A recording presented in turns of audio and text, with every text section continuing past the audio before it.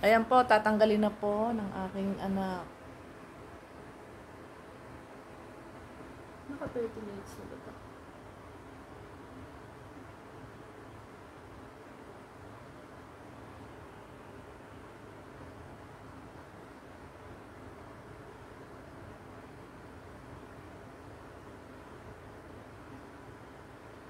Oo. Tingnan mo. Wow! Kahit pa paano, di ba?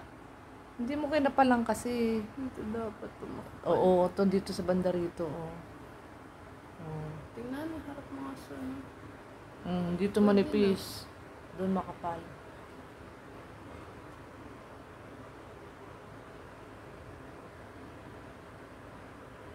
Kasi yung kapalan mo.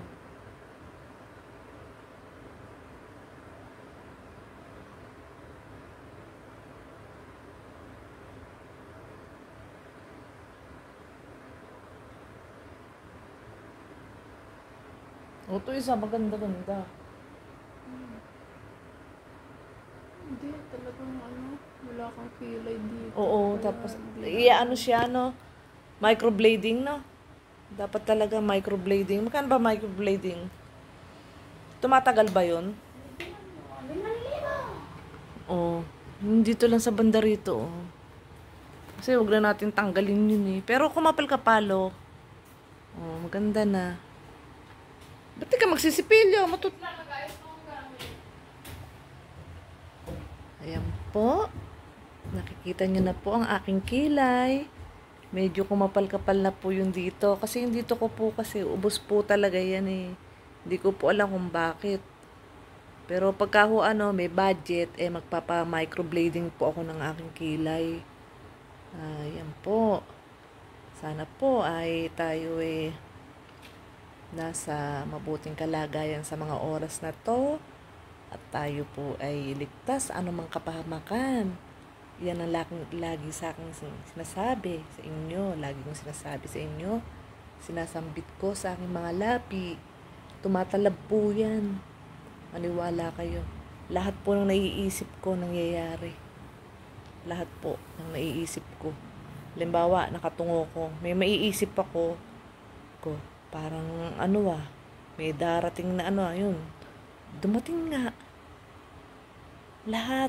Basta mahirap explain pero lahat ng nasasabi at naiisip ko ng aking bibig nangyayari. Hindi ko alam. Wala naman ho akong third eye. Ba't ganito ho ako? Dati may nanghula na ho sa akin eh. Pero hindi naman ako naniniwala eh. Sa hula. May nanghula sa akin na makakapag-abroad daw po ako uli. Sa edad na line up 5. Line up 5 na po ako. Kaka-birthday ko lang noong January 23. Hinulaan po ako. Sabi, makaka-abroad ka uli. Baka mangyari nga ho. Pero hindi trabaho. Parang habang buhay na ako doon, baka makapangasawa ako ng taga-ibang bansa. Yun po. Sana nga po.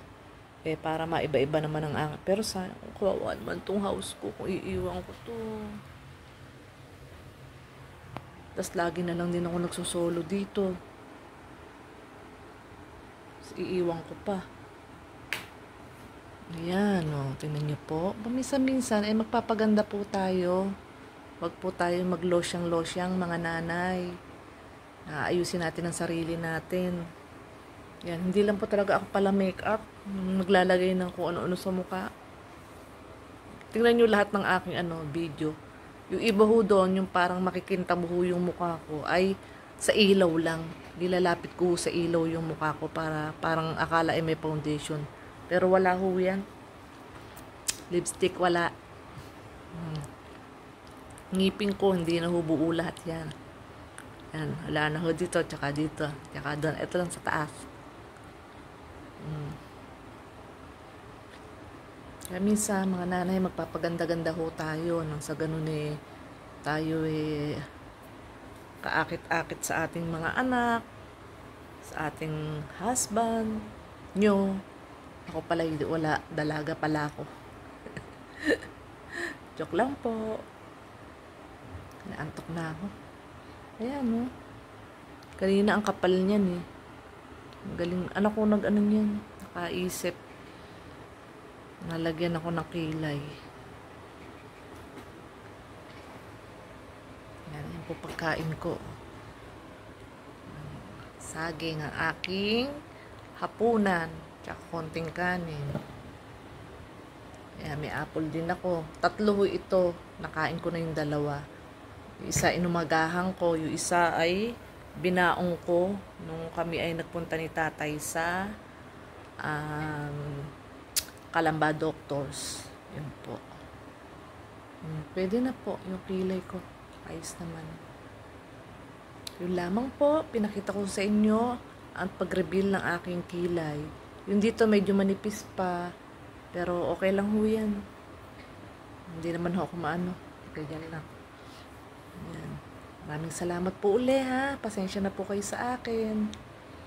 Na nangungulit po ako sa isang subscribe, like, share, comment po sa aking YouTube channel na Melissa Amil. Thank you very much po. I love you all. Bye-bye po.